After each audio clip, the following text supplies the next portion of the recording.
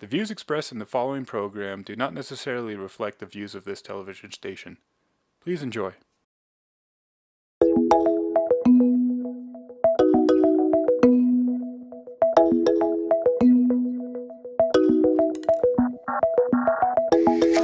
Welcome everybody to the Impact and Influence Show. I'm your host, Rob Harder, and this show is all about highlighting individuals, organizations that are really making a difference in their neighborhood, in their community, and in their world. Now, I don't know if you watched last episode, but if you didn't, let me just kind of review the two guests we had. In fact, we took this show on the road. We went to the nonprofit that I lead, the Christian Center of Park City, or CCPC. We went to our counseling center, and the whole focus of last episode was about mental health issues. And on the front end, the proactive, preventative side, we had Fatima Doman, and she's an author of a book called Authentic Strengths, and she actually just released a new book, a children's book called The True You. And it was all about trying to empower kids and teenagers about their authentic strengths and what they're really good at to hopefully help them overcome addiction issues, and maybe if they're struggling with suicide, even struggling with bullying. And so she talked all about what she was doing with schools, and it's actually something that people throughout the country, schools around the country, are using her book and her curriculum for that. And then the other side, the recovery side, we interviewed Roy Parker. And he was very open about his own struggle. As an attorney, he was a successful guy, but he had this cocaine addiction he just could not kick. And finally, he became sober, and after that, he made it his mission in life, and it is still to this day, to help others just caught completely in the addiction cycle, and not just to overcome their addiction, but he's trying to help them recapture their lives. And so he started this thing called the Summit County Recovery Foundation, a fantastic organization, again, that works with addicts right where they are to help them just overcome their addiction and, again, recapture their life. I encourage you, if you didn't see that, you want to go back to parkcity.tv. You can look at that episode and catch up on all the good stuff of what we're doing here in Park City and Summit County to address the mental health issues that we're facing. Now, today is no different. This show is all about finding people that really are making a difference in their community, and we're going to have the first set of guests. It's more than one today. We've got 3 guests, actually, and they're all students from Park City High School. And they're the organizers for this recent March for Our Lives event right here in Park City. And we're going to bring them on the show and ask them a little bit about how they got that started and what the event was like. We're going to take a quick break, and when we come back, we'll interview these students.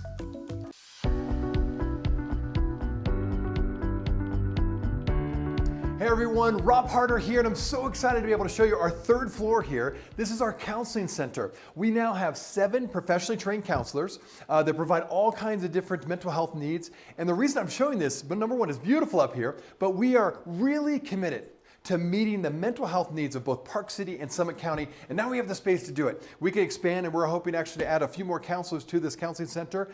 But the other reason I want you to come up here is because I want you to have a really nice bird's eye view, if you will, of our old building being remodeled. In fact, if you've driven by 224, you've driven by Bonanza, you've seen this amazing project at work, and I got to stop and just show you. First of all, look at this view.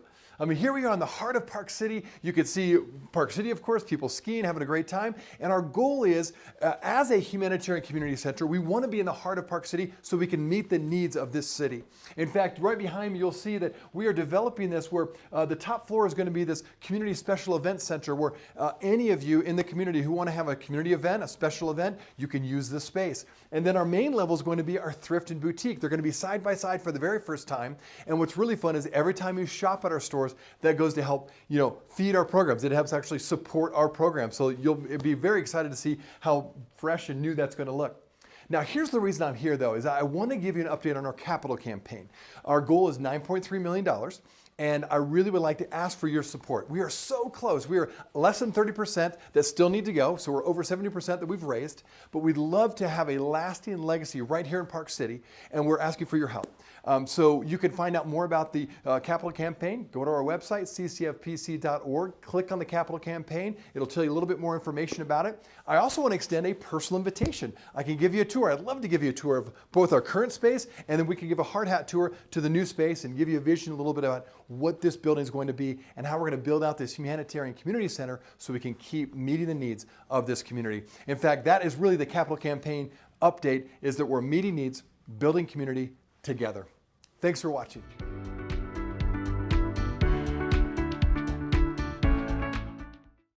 Welcome back to the Impact and Influence Show. I'm your host, Rob Harder. Now, the March for Our Lives just happened a couple of weeks ago, and I realize this is somewhat of a controversial topic. There are strong feelings on both sides of the gun issue, if you want to put it that way.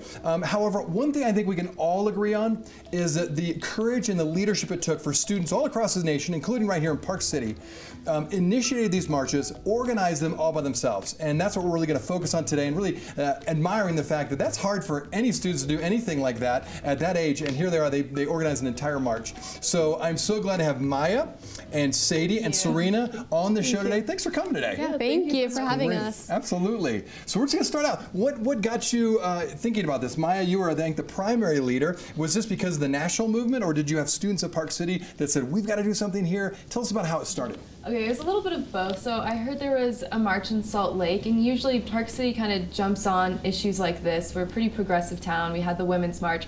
So I was surprised no one had really stepped up to organize the March for Our Lives event. And I'm in a social change class, which Sadie and Serena are also in. Excellent. And I talked to my social change classmates about having one in Park City, and we all agreed having one here would be really beneficial for the town to join together and show support. Excellent. Okay. So in your opinion, and all of you can answer this one, what was the main purpose of the march? It was to show our support for gun control and our fear for going to school. Okay. Serena, same for Yeah, you? the rally together behind the whole gun control issue, which then again isn't a new issue. Like, it's been around since the Constitution was created, essentially, where it's just this struggle over the Second Amendment and things like that. And it's really just taking the opportunity, like grabbing the bull by its horns and saying, like, we're here, we're students, we're going to let you know how we feel about it. Yeah. So I'm curious, so you had this desire to do this, and you're right, Park City has a lot of different events. They had the Women's March, for example. But when you decided to do this event, did you have pushback from other students in the high school saying, hey, why are you doing this? Maybe they're pro-gun, supporters, and they're like, this is crazy. You don't represent us. You don't speak for us. Yeah. Did you have that kind of controversy there in the high school? We did have a bit. We had a walkout a few days before, and there were some protesters to our walkout there, but there were only a few of them, so we didn't get a ton of pushback from the students. For the parents, however, we did. The school sent out a newsletter about the walkout with a comment section. Right. So a lot of parents took that comment section as an opportunity to voice their opinion, saying, like, why is the school letting us walk out, disrupt classes, etc. Yeah. So we did have pushback from there, but all of the students in the social change class kind of jumped on that and defended our position. Yeah, and I definitely think that I don't think parents really understood that the walkout wasn't something that the school could stop us from doing. It wasn't something that the school was like, okay, never mind, you guys aren't allowed to do it. It wasn't like, okay, now we're not going to do it. It was like, no, we're still going to do it even if you tell us we're not. Right. So there was definitely more pushback from parents than there were from students, and there was parents trying to tell us no, you can't do that. There's no point, and it's no one's going to stop us from doing it because we already said we were going to. And they got mad at the district, and I feel like there's a lot of misconception between the walkout being a student-led, student-sanctioned, like we did this, versus the school district almost kind of took credit for it in a way, sending out this newsletter. And so everyone was blaming them and coming after them, like school isn't supposed to be political. And so it kind of we had to go in, like what Maya said, like fingers blazing, on the comment section, being like, this is a student-led thing. Yeah. Right. You're not going to stop us from doing this because the school has nothing to do with it. Yeah, if the school says you're not allowed to, if parents say you're not allowed to, it's we're just going to do it because we're the ones going to school, and we're the ones that organized it, and we're the ones that said we want to do it, so we're going to do it. Yeah, we didn't get much pushback, but we do have a lot of kids in our social change class that are recently from Wasatch High School. Okay. And so we're trying to get one at Wasatch as well, and there was incredible amounts of pushback from the students there. They didn't have one as far as I know, right? That did not happen. They got threatened. They got threatened by pro-gun people. So they kind of pulled back and they decided not to do it anymore. Yeah. Okay, so I was there on Main Street there.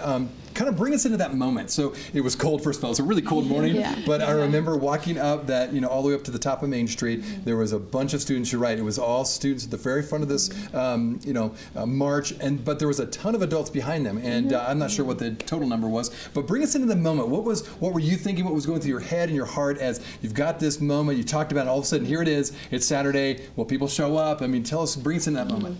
I think it really kind of clicked for me that this was happening right as we began the march, and we were going on to Poison Creek Trail, because I noticed, to the left of where the high school students were holding the banner, there was about 5 or 10, elementary students there that were marching with us and were chanting with us. So it's not just a high school thing; it goes all the way down to middle school to elementary school. So that kind of really opened my eyes even more, and I just thought of how cool this is that elementary students are taking a stand, because I've never seen younger students become political like they did during the march. It was definitely just like empowering, like being there and like being on the front line. Like it was just like, wow, like I'm a part of this movement. Like this is something that I stand for, and I'm getting asked to voice my opinion. Like this is really great. And actually, like before Serena and I spoke, I was like shaking. I had like all this adrenaline. I was like this is great. Like this is really exciting because it's something that I care about and I'm passionate about. It was really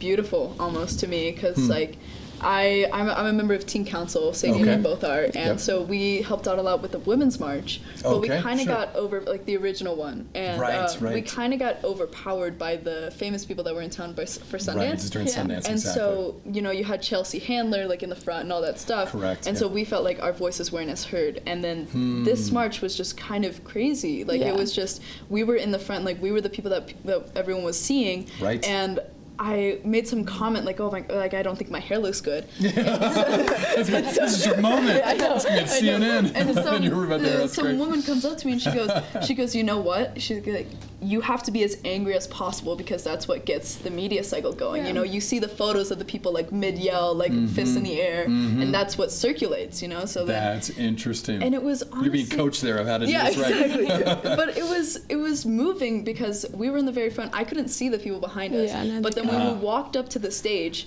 and people were pouring into the park for about 15 minutes straight, just a steady stream. Right. And it really hits you about how many people actually showed up to like show their support and voice their opinions and to stand with you. Yeah. It made me cry. Like I was sitting there with tears in my eyes. It was one of the most incredible things. Yeah, like Serena said, we were in the front, so like I didn't even look at the back, and I didn't realize how many people were like standing behind us, and we're like, let's do this. Like let's make a statement. Yeah. Quite an adrenaline rush, I'm sure. So this is interesting. So do you feel like for your generation, is gun safety, is like this your issue? Is this going to be your generation's issue, or is this going to be one of many things, do you think? Well, tell us about that. Maya, maybe you can speak to that. I think it's one of many things. Like right now it seems that almost like it's the most prevalent, just because it's been getting a lot of media attention. But there's still we can't forget about all of the other issues going on in the world, like racism, sexism, etc. So we can't just focus all our attention on one thing. And it's definitely not just our generation, because it's been going on, like Chicago, it's like in New York, it's been going on to other communities, and now that it's happening in schools, like I guess it's affecting teenagers more, but it's happening to like the like kids. Now that it's happening to white kids, but it's also been happening to black communities, and like no one has ever like made it this big. Like they've protested and like no one has been there to give them the spotlight that they deserve. So it's definitely not just our generation, because it's not just happening to us. And I think it's imperative to realize that no generation or no community of people is like a single issue voter. Like it's like we're not just going to stand up and be like, hey, we only care about gun control. I think that this is a sign of the times, in the way where this wave is surging. It's like all this political energy and this velocity and the like political speed is just kind of coming together to just propel the upcoming generations to not only just realize that some things are wrong in our society that need to be fixed, but to give us the courage and the bravery to actually speak out about them, right? And it's like we see the people in power, we see politicians, and we see them not doing their job, so then we take it into our own hands. And so then we've also become huge members of like grassroots. Like we have this strong belief that if we want change to happen, it has to start at the local level, and then it spills up to the top, right? But it's like what Maya said, it's not just gun control. It's racism, it's misogyny, it's mass incarceration, it's police brutality, sexism. Like, it's sexism. There's so much things wrong that it's not just gun control. But it can also all intersect with the gun control issue that we're having, and you can see and pick out the common linguistics, and you can pick out the rhetoric that like both sides are using and apply them to almost every issue that we have this kind of bipartisan standoff with. Wow, well, I wish we had more time. We're out of time, but I just want to say thank you again for your leadership and your courage to do this. I think think it's created a lot of conversation, and my hope is there's going to be a lot more discussion. I'm very impressed with what you said and how you've thought through this issue, and we'll be very interested to see what happens in the future. So thanks again for joining us. Thank you. You can check a little bit more information. Of course, it's all over Facebook. But we're going to take a quick break. When we come back, we have our next guest, Max Ventura. We'll be right back.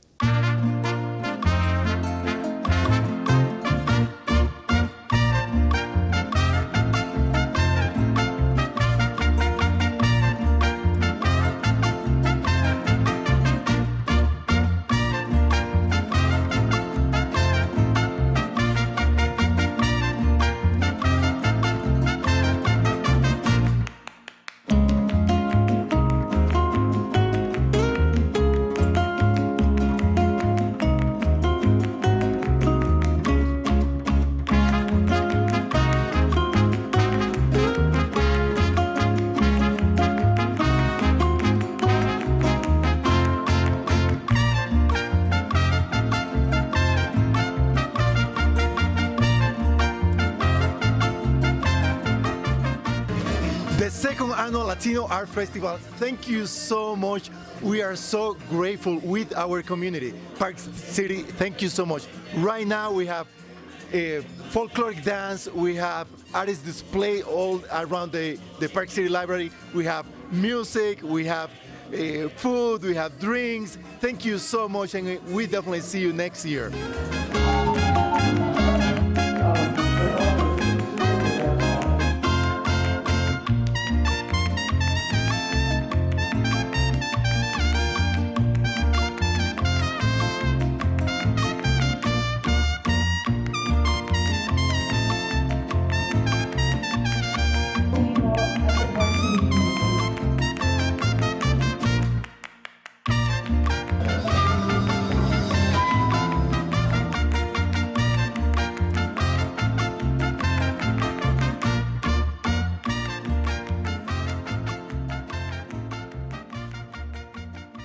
Welcome back to the Impact and Influence Show. I'm your host, Rob Harder. Our next guest, Maximo Ventura. I'm actually very biased towards him because he's actually on our staff at the Christian Center of Park City. He's our Latino Outreach Coordinator. But I want him to start out today by telling a little bit about his story, how he came to Park City in the first place. He's from the Dominican Republic. He came as a J1 visa, as many do every season, to work at the resorts right here in Park City. And so, Max, it is great to have you on the show. Thanks you, Rob, for being here. for having me. Absolutely. So let's start with that. So you're from the Dominican Republic. You get on a plane, you come to America, you come to Park City. Talk about that experience. What was it like when you came to Park City and you arrived here and you're ready to work? Get us into that moment. Yeah, everything is starting 40 years ago, believe it or not. I'm not that old, but yes, the U.S. Department of State created this program called International Exchange Student. And the main purpose is to bring a student from all over the world to experience life in United States. So Dominican Republic is part of that agreement. And once I heard about this program, I was like, I'm on board. So I landed in the U.S. And part of that experience and that journey brought me to Park City, and it was very intriguing and interesting for me to find out that Park City, it was such a small place. It is such a small place, and to a certain extent, a little rural, but at the same time, so cosmopolitan, so diverse, so open, so vibrant. I was like, I'm at home. I like it. Good description. It's true. That's very true. Okay, so you liked it right away. You're just like, this is perfect. I'm so glad I came. Okay, then obviously you worked at the resorts for a while. And then as you've experienced Park City for several years now, talk a little bit about the Latino community here. I think there's a lot of misconceptions, particularly outside of Park City, of what the makeup of the city really is. So talk specifically about the Latino community and maybe what people would be surprised about. Yes, I'm very involved with that community since I'm the Latino Outreach Coordinator for the Christian Center of Park City. And what I found out is that, as you all know, 25% of the entire Park City population are Latino, but not all Latinos are low income, and not all low incomes are Latino, and not all Latinos are from Mexico. So there's a great variety of Latinos in town, and you'll be surprised that so many Latinos nowadays are entrepreneurs, they're thriving, and they're doing great stuff in Park City. So, and we're proud of the support the locals are giving us in town, and that's why we are thriving, and there's a lot of success within that community. That's wonderful, and that's really good to know. And so talk a little bit about what you do then at the center. What's a day in the life of Max like? Talk about that. Absolutely. Some of these folks they're not really engaged and they in the dynamic of Park City, and they need an extra support. They need either advocacy, they need translation services, and they need support on how to navigate the system in the States or in Park City. And that's my daily life. That's the way it looks like in our center. So you help with that rent, car repair, medical bill, whatever. I mean, kind of the whole gamut, immigration issues, work issues, whatever. They just come to you, sounds like, for everything. Exactly. The Christian Center has created a variety of programs that enrich and empowers the community. And especially for those who need that extra support, those low-income families, they can find at the Christian Center that extra support. Besides that, the Christian Center has created a program called the Emergency Assistance Department, which I'm in charge of, and it's a great combination. That's the way I can support, or we can support the community in general. Absolutely. You know, and a couple of years ago, we decided to start the Latino Arts Festival. Now, talk a little bit about that, because, you know, we went back and forth and we talked about what's the purpose of this event, and we're going to have our third annual here this year again. So, Max, talk about the origin of it. Why are we doing it? And then we'll get to more of the details. So first, why do we start the Latino Arts Festival? Yeah, absolutely. The Latin America is very rich in heritage and culture and colors and beauty and vibrancy. And I think it's time for the community, specifically for the Hispanic community, to share what they can contribute to the city, to put on the table what they have. And it was time to bring the community together through arts and culture. So we decided to do this event right outside Park City Library at the library's field. Is this year our third annual event, and we definitely believe that this event will bring a lot of people. It'll be really fun. Okay, so let's talk about some of the artists. We've got music, we've got food, we have dance, we have artwork, of course. Maybe highlight a couple of the people that, as they're thinking about this, they go on our website, they look at this. Who can they expect to see? And tell us some about maybe the artwork, the music. Give us a little description. Absolutely. Artwork from many different countries of Latin America. Also, Sundance just jumped in and said, we are on board. How can we contribute? Yeah. So we're adding a film screening to our event. So expect to enjoy food, folklore dance, and live music, outdoor celebration, a lot of fun, and the colors and the beauty of Latin America all together in one spot, Park City Library's field. Excellent. So yeah, again, it's going to be the Park City Library. Many of you of Park City know where that's at exactly, and we're going to have it outside again Saturday and Sunday. One of our great, collaborators, if you will, is the Park City and Summit County Arts Council. Hadley Dynack, and specifically, she's been wonderful to work with. So talk a little bit about their partnership, and then Sundance, of course, has been a fantastic partner. Been able to show a film, and then last year we had the director actually come and speak and have a Q&A after the film.